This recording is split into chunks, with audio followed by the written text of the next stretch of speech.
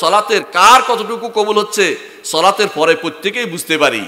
যখন আপনি সিজদা যাবেন তখন যদি মনে করেন পুরোপুরি যে আল্লাহ আমি আপনার জন্য সম্পূর্ণ বিনয়বনত, আপনার কাছে বিনয় হচ্ছি, এর চেয়ে বিনয়ের জায়গা আর নাই, আপনাকে সিজদা করছি, আপনাকে সম্মান করছি, আপনার জন্য সম্মান করছি, তখন শুধুমাত্র আপনি বুঝবেন যে সত্যি সত্যি আপনি আল্লাহর বান্দা হয়েছেন। আর যখন শুধুমাত্র মোরগের আদার বুঝেননি, মোরগ কেমনে খায়, ঠাক ঠাক ঠাক ঠাক এরকম খাবেন, তখন বোঝা গেল যে আপনি আসলে সালাত আদায় করেননি। তিলকা সালাতুল মুনাফিকে, তিলকা সালাতুল মুনাফিকে, তিলকা সালাতুল মুনাফিক, এই হচ্ছে মুনাফিকের সালাত, মুনাফিকের সালাত, মুনাফিকের সালাত। রাসূলুল্লাহ সাল্লাল্লাহু আলাইহি ওয়াসাল্লাম সেটা বলেছেন। তাহলে সালাতের মধ্যে ঈমানদারের প্রমাণ পাওয়া যাবে সালাতের মধ্যে। এই জন্য সালফে সালিহিন বলতেন, যখন তুমি দেখবে যে একজন মানুষ প্রথম রাকাত পায়নি, তার থেকে তুমি হাত ধুয়ে ফেলো, অর্থাৎ সে ভালো মানুষ নয়। প্রথম রাকাত বুঝেন, সালাতে আগে আসবেন বিনয়ের জন্য, সালাতে আগে আসবেন। সালাত যখন শুরু হয়ে যায় তখন দৌড় দিবেন না, রাসূলুল্লাহ সাল্লাল্লাহু আলাইহি ওয়াসাল্লাম নিষেধ করেছে। সালাত শুরু হলে দৌড়ানো নিষেধ, বরং ধীরস্থিরভাবে আসবেন, তারপর সালাতে দাঁড়াবেন। কারণ যখন আপনি সালাত যারা শুরু হলে দৌড়ে দৌড়ে আসবেন, শেষে কি করবেন,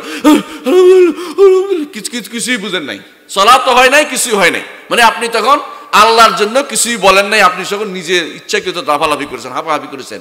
এটা আসলে শরীয়ত মোতাবেক নয়, রাসূলুল্লাহ সাল্লাল্লাহু আলাইহি ওয়াসাল্লাম আমাদের তা থেকে নিষেধ করেছেন। তাহলে বিনয় আসার জন্য আগে আসতে হবে, একটু আগে আসতে হবে, পরে আসতে হবে না, প্রথম রাকাত পাওয়ার চেষ্টা করতে হবে। অবশ্যই আমাদের সালাতের মধ্যে বিনয় আসবে। সাহাবায়ে কেরাম প্রথম রাকাত পাওয়ার জন্য তারা সবার আগে আসতেন। আব্দুল্লাহ ইবনে মাসউদ রাদিয়াল্লাহু আনহু একদিন মসজিদে এসে দেখলেন আগে 3 জন আছে মসজিদের ভিতরে, ওনার আগে। তিনি তখন বললেন, রাবিউ আরবা, আমি চতুর্থ হয়ে গেলাম। অর্থাৎ তার আফসোস যে তিনি প্রথম হইতে পারেন নাই। আর আমরা মসজিদের সব শেষে ইমাম সাহেব আজান দিচ্ছে, যাবো আর কি, অসুবিধা কি, একটু পরে যাই না, এই তো সালাত তো পাবোই, শেষ রাকাত পাইলে অসুবিধা কি। এটা করা যাবে না, এটা করলে সবচেয়ে ক্ষতি, আমাদের ক্ষতি। এটা করলে আমার ইমানের ক্ষতি হচ্ছে, আমি আসলে ইমানদার হইতে এখনো পারি নাই। এই জন্য রাসূলুল্লাহ সাল্লাল্লাহু আলাইহি ওয়াসাল্লাম কোনো বিপদ হলে কি করতেন, সালাতে দাঁড়িয়ে যেতেন, আল্লাহর সাথে কথা বলা শুরু করে দিতেন। আল্লাহু আকবার। আর কোনো অবস্থায় আপনি আল্লাহর সাথে কথা বলতে পারবেন না, অন্য সব কাজের জিনিস দুনিয়ার সাথে, আর এটা আখিরাতের সাথে সম্পৃক্ত পুরো সালাতটা। সালাত যে ব্যক্তি সুন্দরভাবে পড়বে সেই ব্যক্তি সর্বোচ্চ ঈমানদার। যার সালাত কত সুন্দর তার ঈমান তত ভালো, এটা প্রমাণিত। কারণ সালাত কিভাবে সুন্দর হবে, সালাত সুন্দর অর্থ আরেকটা হচ্ছে আল্লাযীনা হুম ফি সালাতিহিম খাশিউন, সালাতের ভিতরে ডাইনে বামে তাকিয়ে থাকা নয়।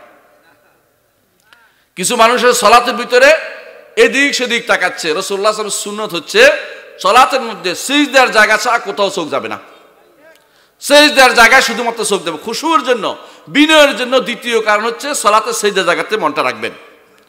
3 নম্বর কাজ হচ্ছে আল্লাহর কথা স্মরণ করবেন। কি, ইবাদতের সময় আপনার মনে থাকতে হবে আল্লাহ আমাকে দেখছেন, আল্লাহ আমাকে দেখছেন। প্রথমটা আপনি পারবেন না, আমি বলি নাই, আপনি আল্লাহকে দেখছেন, আপনি পারবেন না। দ্বিতীয়টা আল্লাহ আমাকে দেখছেন। যদি বাদশাহ বললাম কি জন্য, বাদশাহ তো এখানে নাই পৃথিবীতে, কম, তাই না? ধরেন সৌদি বাদশাহ এসে আপনার বাড়িতে, এখন কেউ ধরবেন এটা বললে, আপনি তার দিকে তাকিয়ে থাকলে না কি করবেন, কি করবেন, দৌড়াদৌড়ি করবেন, এদিক সেদিক যাবেন, না সামনে তার একেবারে মূর্তির মধ্যে দাঁড়িয়ে থাকবেন। কোনটা মূর্তির মধ্যে দাঁড়িয়ে থাকবেন, সেদিকে উল্টাপাল্টা করবেন না, কারণ এই বিশাল মেহমান আসছে, আলহামদুলিল্লাহ, আল্লাহর নেয়ামত। হাদিস আছে রাসূলুল্লাহ সাল্লাল্লাহু আলাইহি ওয়াসাল্লাম বলেছেন, একজন ঈমানদার যখন সালাতে দাঁড়ায়, ঈমানদার যখন সালাত, আল্লাহ কিবলা ওয়াজি, তার চেহারার সামনে, আল্লাহু আকবার, আরশের উপর থেকে তিনি আপনার চেহারার সামনে। এই কথা কখনো বলবেন না যে তিনি কুদরতি পায়ে সিজদা করি আমরা, এটা বলবেন না, এটা শিরকি কথা, এটা ঈমানদারের কথা নয়। আরশের উপর থেকে তিনি আপনার চেহারার সামনে, যেমনি তিনি আরশের সামনে উপর থেকে তিনি আমাদের দেখছেন, এখন তিনি আমাদের কথা আলোচনা করছেন।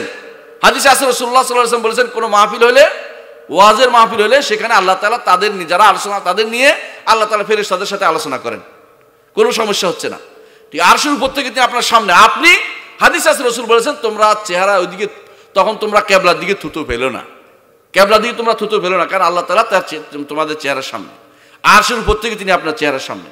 তো সুতরাং আপনি চেহারার সামনে, যেহেতু আপনি চিন্তা করেন আমি আমার মহা রাজাধিরাজের সামনে দাঁড়িয়েছি, রাজাধিরাজের সামনে তার অর্থ হচ্ছে আমি আজে বাজে কোনো কাজ করব না, আমি যা তিনি বলছেন তা করতে তাই করব, এদিক সেদিক করব না। এইটা যদি করতে পারেন আপনার অবশ্যই সালাতে বিনয় আসবে। সালাতের মধ্যে বিনয় আসার জন্য খুবই জরুরি। 3 নম্বর কাজ হচ্ছে সালাতের বিনয়ের জন্য আরেকটা বড় কাজ হচ্ছে সালাত আদায় করার সময় আপনাকে মনে রাখতে হবে সালাতে বিনয় কেন আসে না, এটা আরেকটা কারণ হচ্ছে আপনি আগে থেকে কিছু সালাত পড়বেন নফল। কেন পড়বেন? আপনার মধ্যে আফসোস হবে যে নফল সালাতে ভালো বিনয় আসলো না, ফরজ সালাতে বিনয় আসলো কেন। আগেরটার মধ্যে পান নাই, কিন্তু ফরজ যখন আপনার ছুটে গেছে, বিনয় আসে না, এখন কোথায় ঠিক করবেন আপনি? আগে থেকে কিছু সালাত পড়ার নিয়ম ইসলাম দিয়েছে। রাসূলুল্লাহ সাল্লাল্লাহু আলাইহি ওয়াসাল্লাম বলেছেন যে কোনো ওযু করবে সেজন্য 2 রাকাত সালাত আদায় করে, সুন্নত কথা বলেছেন। এবং কি মসজিদে ঢুকলে 2 রাকাত পড়তে বলেছে। এবং সাধারণত বেশিরভাগ সালাতের আগে 2 রাকাত সুন্নত আছে, এমনকি মাগরিবের আগেও আছে, কিন্তু আমাদের সমাজে মাগরিবের আগে পড়তে দেওয়া হয় না, ঠিক কিনা? কি করে? কেউ কেউ ওয়াজ করে, ওয়াজ করার মাধ্যমে তারা চায় সুন্নতকে উঠিয়ে দিতে। এরা সুন্নতের দুশমন, আল্লাহ রাসূলের সুন্নতের দুশমন। কেউ কেউ ওয়াজ করে, আর কেউ কেউ কি করে, এক আজান শেষ হইতে দেরি, একামত শুরু করতে দেরি নেই, কেউ যেন সুন্নতে নিয়ত করতে না পারে। এরা সবই হচ্ছে সুন্নতের দুশমন। আল্লাহ রাসূল সাল্লাল্লাহু আলাইহি ওয়াসাল্লামের সাহাবীরা যখন আজান হতো মাগরিবের, তখন তারা সুন্নতে দাঁড়িয়ে যেতেন। এটা প্রমাণিত সত্য, প্রমাণিত সত্য। হ্যাঁ, রাসূলুল্লাহ সাল্লাল্লাহু আলাইহি ওয়াসাল্লাম কখনো পড়েছেন, সরাসরি নির্দেশ নেই, কিন্তু রাসূল উৎসাহ দিয়েছেন, প্রমাণিত হয়েছে, হাদিস দ্বারা প্রমাণিত হয়েছে যে রাসূলুল্লাহ সাল্লাল্লাহু আলাইহি ওয়াসাল্লাম বলেছেন সল্লু কাবলাল মাগরিব, সল্লু কাবলাল মাগরিব, মাগরিবের আগে তোমরা পড়ো। তারপর হচ্ছে লিমান শাহ, ইচ্ছা করে যে চায়, বাধ্য করে দেন নাই, ফরজ করে দেন নাই, যাতে করে ফরজ না বুঝে মানুষে, সেই জন্য বলছে লিমান শাহ, যে কোনো শাহ। সুতরাং যে কেউ বিনয়ব্রত হতে চাইলে সালাতের মধ্যে অবশ্যই খুশু আনতে চাইলে আপনাকে কি করতে হবে? আগে কিছু সালাত থাকা দরকার, আর পরে কিছু সালাত থাকা দরকার। আপনার যে সমস্ত নকশ হয়েছে সালাতের মধ্যে, ওইটা পূর্ণ করে দিবে, ওইটা পূর্ণ করে দিবে। রাসূলুল্লাহ সাল্লাল্লাহু আলাইহি ওয়াসাল্লাম বলেছেন আউয়ালু মা ইউহাসাবুল আবদু ইয়াউমাল কিয়ামাতি আস-সালাত। কিয়ামতের দিন প্রথম যে জিনিসের হিসাব নেওয়া হবে তা হচ্ছে সালাত। কিয়ামতের দিন কিসের হিসাব নেওয়া হবে? সালাতের হিসাব নেওয়া হবে। যদি দেখা যায় যে সালাত, এরপর আল্লাহ তাআলা বলছেন ওয়াল্লাযীনা হুম আনিল লাগবি মুরিদুন, আর যারা বেহুদা কাম থেকে মুখ ফিরিয়ে থাকে, বেহুদা কাম করে না। বেহুদা কাম বুঝেন? বসে বসে সারাক্ষণ ফেসবুক টিপা, এটা বেহুদা কাম। যদি ফেসবুক আপনার দাওয়াতি কাজ না থাকে, ফেসবুক বন্ধ করে দেন। ফেসবুক আপনার জন্য ক্ষতির কারণ। বিশ্বাস করেন, যুবকদের নষ্ট করেছে ফেসবুক, আপনার সন্তানদের ফেসবুক নষ্ট করে দিয়েছে। সন্তানরা লেখাপড়া করে না। আমি একদিন একখানে জুমার নামাজ পড়লাম, আমার কাছে আসে ইমাম সাহেব কাঁদতে আরম্ভ করলো। কি জন্য? বলে আমার ছেলের হাতে মোবাইল তুলে দিয়েছিলাম করোনা উপলক্ষে, তিনি ক্লাস করবেন সেজন্য, এখন আর আমাকে তিনি মোবাইল ফেরত দেন না। বুঝছেন তো? মানে কেন? তিনি মজা পেয়ে গেছেন, এখন তিনি ফেসবুক ছাড়া চলতে পারেন না। আমাকে একদিন আমার পড়োশ প্রতিবেশী এসে বললেন আমার ছেলেকে একটু নসিহত করুন। আমি বললাম কি নসিহত করবো? কেন? বলে আমার ছেলে বলছে যে সে ট্রাকের নিচে মাথা দেবে যদি আমি তাকে মোবাইল কিনে না দিই। কেন? তার বন্ধু বান্ধব আছে, ফেসবুকিং করবে, এই জন্য। এইটার মাধ্যমে তার লেখাপড়া শেষ। এই ফেসবুক লেখাপড়া দূরে সরিয়ে দিয়েছে। এই ফেসবুক মানুষের ক্ষতি করছে। এই ফেসবুকে ভালো কিছু আসে না। যদি ঈমান আপনার মজবুত থাকে, তখন ফেসবুক আপনি লিখবেন, শুনবেন, জানবেন, সেটা আলাদা কথা। যাদের ঈমানের ব্যাপারে মজবুতি নাই, আমার ইয়াং সমাজ, যুব সমাজের, তাদের হাতে ফেসবুক তুলে দিবেন না, তাদের হাতে ইউটিউব তুলে দিবেন না। সারা রাত ধরে কি দেখে আপনি বুঝেন না, আপনি বুঝেন না কি দেখে তারা কি দেখছে, কি শুনতেছে আপনি জানেন না। তারা সবচেয়ে বেশি নিকৃষ্ট জায়গায় চলে যাচ্ছে। এটার নামই হচ্ছে এক পর্নোগ্রাফিতে আক্রান্ত হয়ে যাচ্ছে আপনার সমাজ। আল্লাহ তাআলা বলছেন ওয়াল্লাযীনা হুম আনিল লাগবি মুরিদুন, যারা লাগ বেহুদা, যাতে হেদায়েত নাই, যাতে শুধুমাত্র ভ্রষ্টতা আছে, এমন জিনিস থেকে তারা নিজেদেরকে দূরে রাখবে, তারাই শুধুমাত্র সফল কাম হতে পারবে। শিরিক করা কি ভালো কাজ? শিরিক করা, বেদাত করা কি ভালো কাজ? তাহলে গুনার কাজ করা কি ভালো কাজ? তাহলে যেই ব্যক্তি গুনার কাজ করে, শিরিক করে, অনুরূপভাবে গুনার কাজ করে বেড়াচ্ছে, তারা প্রত্যেকেই এই অন্যায় কাজ করছে। এর থেকে মুখ ফিরিয়ে না থাকলে আপনি কখনো সফল কাম হতে পারবেন না। সফল কাম হতে চাই আমরা কারা কারা? দিকে হাত তোলা দেই। আলহামদুলিল্লাহ, আমরা সফল কাম হতে চাই। সফল কাম যদি হতে চাই, অবশ্যই বেহুদা কাম থেকে দূরে থাকতে হবে। বেহুদা কাম থেকে রাসূলুল্লাহ সাল্লাল্লাহু আলাইহি ওয়াসাল্লাম বলেছেন মিন হুসনি ইসলামিল মার'i তারকুহু মা লা ইয়ানিহি, একজন মুসলিমের ঈমানের, ইসলামের সৌন্দর্য হচ্ছে এটা, যে জিনিসের অর্থহীন তা সে করবে না, বরং অর্থপূর্ণ কাজ করবে। যেটার কোনো অর্থ নাই, কাজ বেহুদা কাজ সে করবে না। যেটা একটা লাইক আপনি দিচ্ছেন ফেসবুকে, এটার ভালো মন্দ দায় দায়িত্ব আপনাকে নিতে হবে।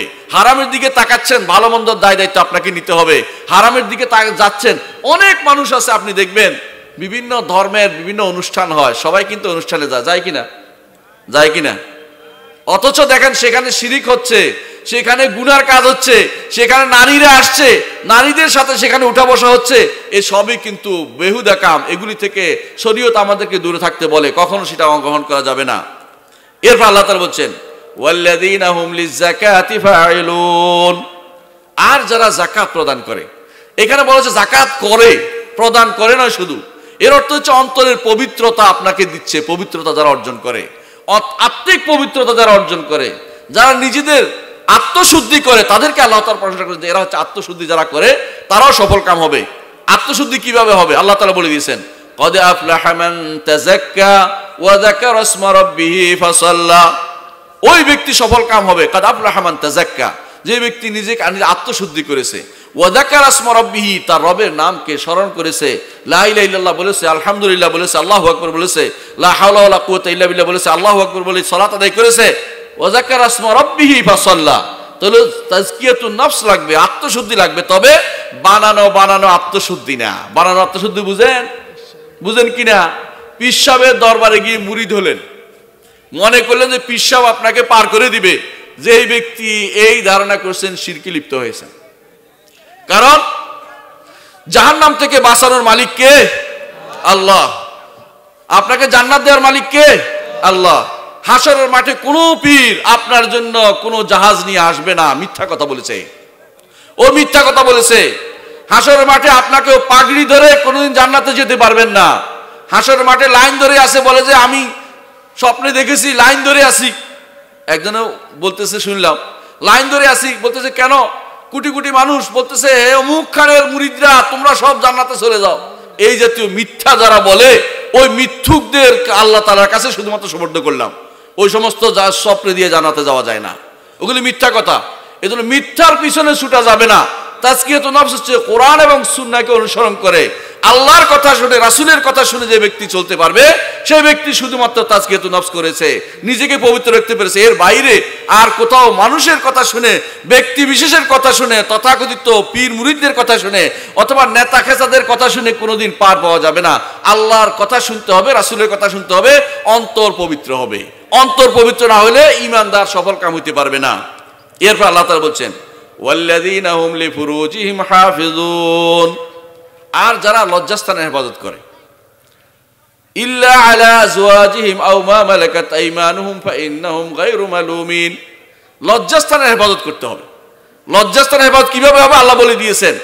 স্ত্রী এবং কৃতদাস যদি তখন ছিল এখন নাই, স্ত্রীদের উপর শুধুমাত্র আল্লাহ তাআলা অনুমোদন করেছে। এর বাইরে লজ্জাস্থানের অপব্যবহার আল্লাহ তাআলা অনুমোদন করেননি।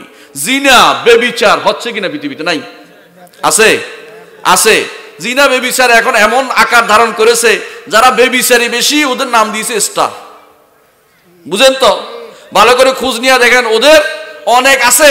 শুনলাম বিয়েও হয় না, সন্তান হয়ে যাচ্ছে।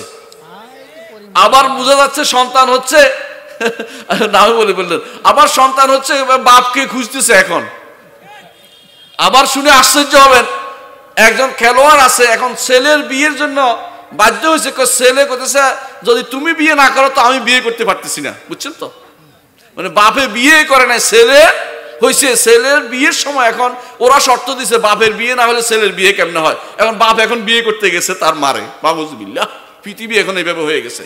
এইটার নাম দিছে এখন লিভ টুগেদার।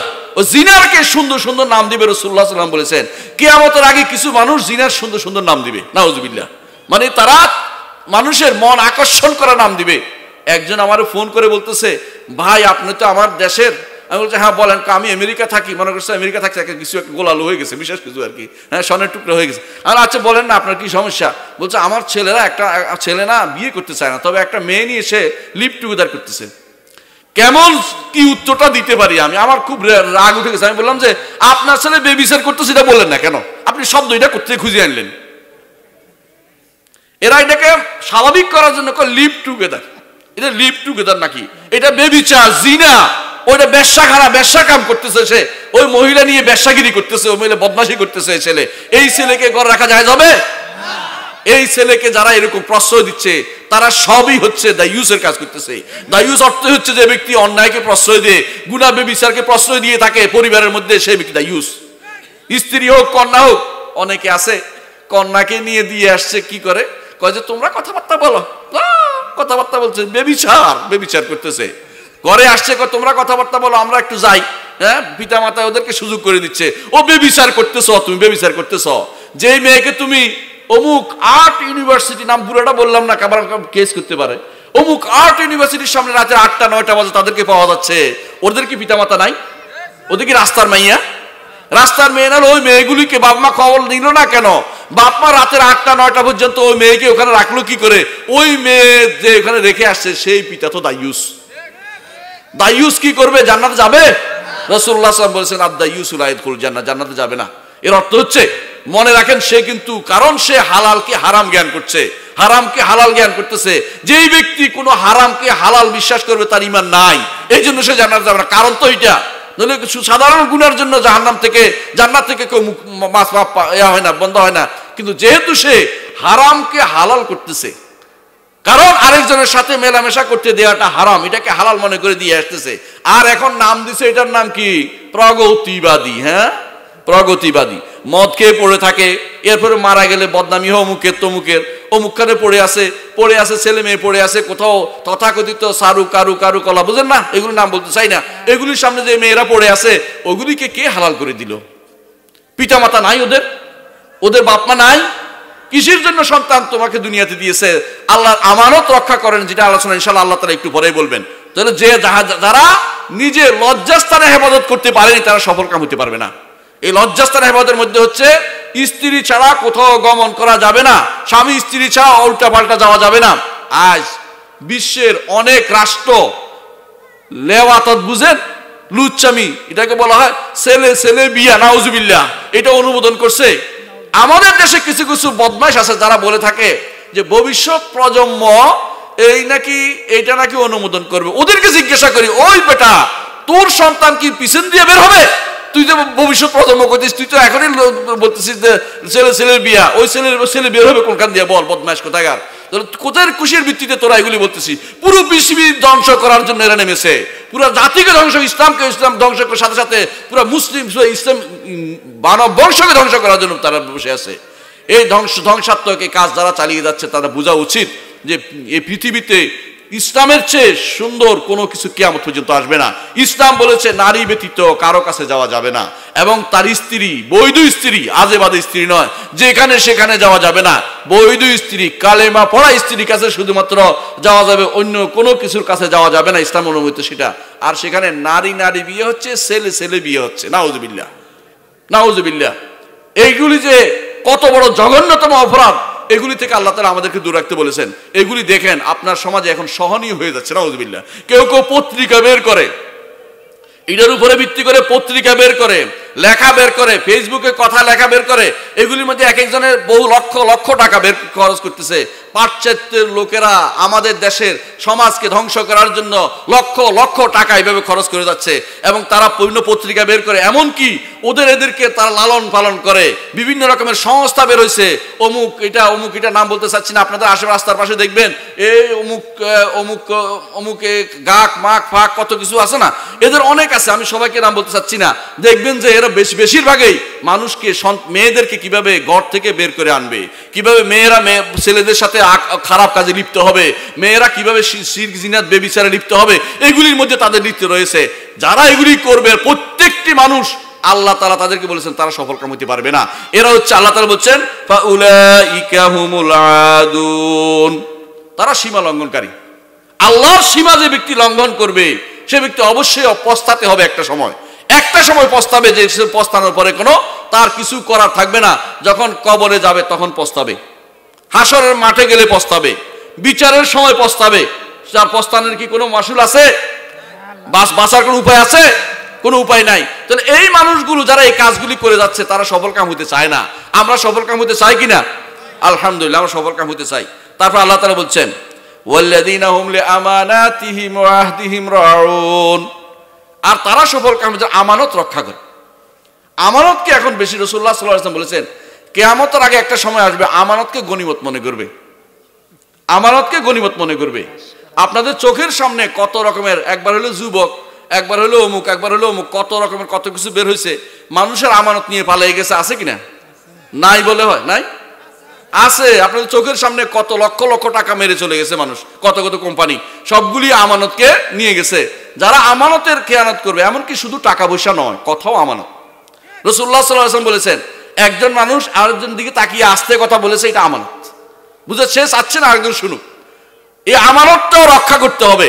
আবার আমানত হচ্ছে সন্তান সন্ততি আপনার কাছে আমানত, শুধু টাকা পয়সা নয়, কথা নয়, সন্তান সন্ততি আপনার কাছে আমানত, আপনার কাছে আল্লাহর পক্ষ থেকে দেয়া নেয়ামত। অনেক মানুষ আমি দেখেছি যারা কান্নাকাটি করে একটা সন্তান হওয়ার জন্য, কিন্তু আল্লাহ সন্তান দেন না। আল্লাহ আপনাকে সন্তান দিয়েছেন এই জন্য যে একে আল্লাহমুখী করবেন। যেই ব্যক্তি তার সন্তানকে দিন পড়ায়নি, সেই ব্যক্তি আমানতের খেয়ানত করেছে। দিন পড়ায়নি কি রকম? কোরআন শিক্ষা দেয়নি, হাদিস শিক্ষা দেয়নি, সালাত পড়া শিক্ষা দেয়নি, সালাত কিভাবে পড়বে জানে না, ওই মানুষগুলো সবচেয়ে বেশি আল্লাহর আমানতের খেয়ানত করেছে। এবং তারা হাসরের মাঠে পার পেতে পারবে না, কারণ তারা তাদের সন্তানদেরকে নষ্ট করেছে। আল্লাহ তাআলা কোরআনে কারীম এবং রাসূলুল্লাহ সাল্লাল্লাহু আলাইহি ওয়াসাল্লাম তার হাদিসে বারবার সন্তানদেরকে দিনমুখী করতে বলেছেন কিনা? আর আপনি যদি কোনো তাদেরকে দিনমুখী না করেন তাহলে আপনি ক্ষতিগ্রস্ত হলেন। আর যদি দিনমুখী করেন আপনি লাভবান হবেন। কি লাভবান হবেন? সন্তানরা যত আমল করবে আপনি কবরে বসে পেতে থাকবেন, ঠিক কিনা? সন্তানরা যত আমল করবে আপনি কবরে পাবেন। আর সন্তানরা যত বদ আমল করবে, আপনি যদি তাদেরকে বদ আমলের জন্য কারণ হয়ে থাকেন, অবশ্যই আপনি কবরে বসে সেটা গুনাহ পাবেন। যদি কারণ না হলে আপনি পাবেন না। আপনি চেষ্টা করেছেন দিন শিক্ষা দিতে, কোরআন শিক্ষা দিতে, কিন্তু তারা শিখেনি, তাহলে তাদের শাস্তি তারা পাবে। কিন্তু আপনি চেষ্টা করেন নাই, আপনি ঘুম থেকে উঠে তাকে নিয়ে গেছেন স্কলাস্টিকা অথবা এরকম কিছু, ওরা আবার আমার বিরুদ্ধে কথা বলতে পারে, কথা আমি নাম ধরে বলছি এরকম নাম বোঝানোর জন্য জাস্ট উদাহরণ, যে এখানে কোনো দিন পড়ানো হয় না, শরিয়া পড়ানো হয় না, আল্লাহর বিধান মানা হয় না, কোরআনের কোনো কিছু পড়ানো না, হাদিস পড়ানো হয় না, সেই জায়গায় আপনার সন্তানকে ভূমিষ্ঠ হওয়ার আগেই নাম লেখায় রাখছে, ভূমিষ্ঠ হওয়ার আগে নাম লেখা রাখছে। আপনি কি চিন্তা করেন তারা কি দিন শিখে কোনো দিন? তারা দিন শিখতে চায় না। এরা সন্তানের আমানতকে নষ্ট করেছে, আমানত নষ্ট করেছে, আমানত তারাও নষ্ট করেছে। রাষ্ট্রীয় কোনো দায়িত্ব আপনার কাছে ছিল, আপনি সেখানে কলমের খোসায় লক্ষ লক্ষ টাকা মেরে দিয়েছেন, আমানত নষ্ট করেছেন। আপনার দায়িত্ব ছিল প্রজাগণ দেখাশোনা করা, আপনি প্রজাদের দেখাশোনা না করলে আপনি ঘুমিয়ে থাকলেন, আপনি অবশ্যই আমানতের খেয়ানত করেছেন। আপনার দায়িত্ব ছিল আপনার অধীনস্থ লোকদেরকে আল্লাহর বিধান মোতাবেক চলতে, আপনি শোনান নেই, আপনি শোনেননি, আপনি তাদেরকে মসজিদে যেতে দেননি, অথবা তাদের নিয়ে জামাতে সালাত আদায় করেননি, আপনি আমানতের খেয়ানত করেছেন। আমানত বিশাল জিনিস। এই জন্য আল্লাহ তাআলা কোরআনে কারীম বলেছেন যে আমানত ইন্না আরাদনাল আমানাতা আলা সামাওয়াতি ওয়াল আরদি ওয়াল জিবালি ফাআবাইনা ইয়াহমিলনাহা ওয়া আশফাকনা মিনহা ওয়া হামালাল ইনসান ইন্নাহু কানা যালুমান জাহুলা। আমি আমানত নাজিল করেছি, বলেছি পাহাড় তুমি নিবে, পাহাড় বলছে অসম্ভব, আমি নিব না। আসমান জমিন তুমি নিবে, বলে আমি নিব না। ওয়া হামালাল ইনসান, মানুষ সেটা বহন করেছে। সেটা কি? আল্লাহর বিধিবিধান, আল্লাহর বিধিবিধানের দায়িত্ব। মানুষ ছাড়া, মানুষ এবং জিন ছাড়া আল্লাহ বিধিবিধানের দায়িত্ব আর কাউকে দেন নাই।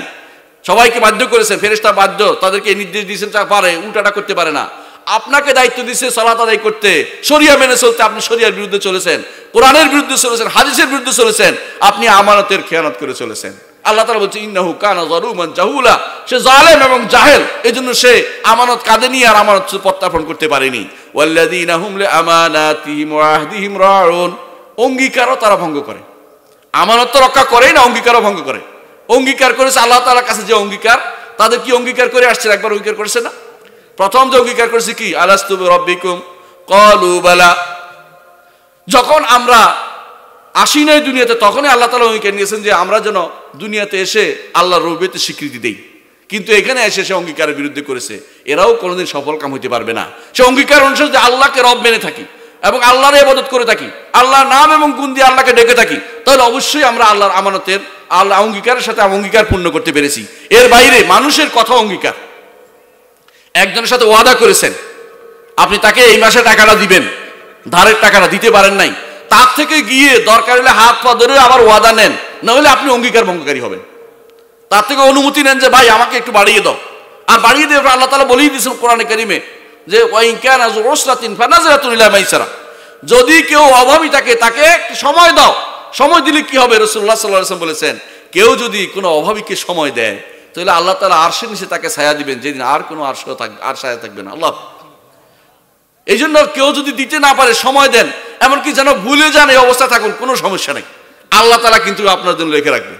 আপনার এত পিড়াপিড়ি করার দরকার নেই, টাকা দিয়ে পিড়াপিড়ি করার দরকার নেই। রাসূলুল্লাহ সাল্লাল্লাহু আলাইহি ওয়াসাল্লামের একটা হাদিস আছে, তিনি বলেছেন কিয়ামতের মাঠে এক ব্যক্তি নিয়ে আসা হবে, নিয়ে আসা বলা হবে, এই তুমি কি করেছো? বলে আমি কিছুই করতে পারি নাই। এই কেন করলি না? বলে একটা কাজ করেছি আল্লাহ। বলে কি? আমি পয়সাওয়ালা ছিলাম, মানুষে আমার কাছে বিভিন্ন সময় ঋণ নিত, তো আমি যখন তাদেরকে আসতে আমি বলতাম যে ছাড় দিতে না পেলে তারা ছাড় দাও, এটা করেছি। আল্লাহ বলছে সুবহানাল্লাহ, এটা তো আমার কাজ, আমি তোমাকে ছাড় দিয়ে দিলাম, যাও জান্নাতে চলে যাও।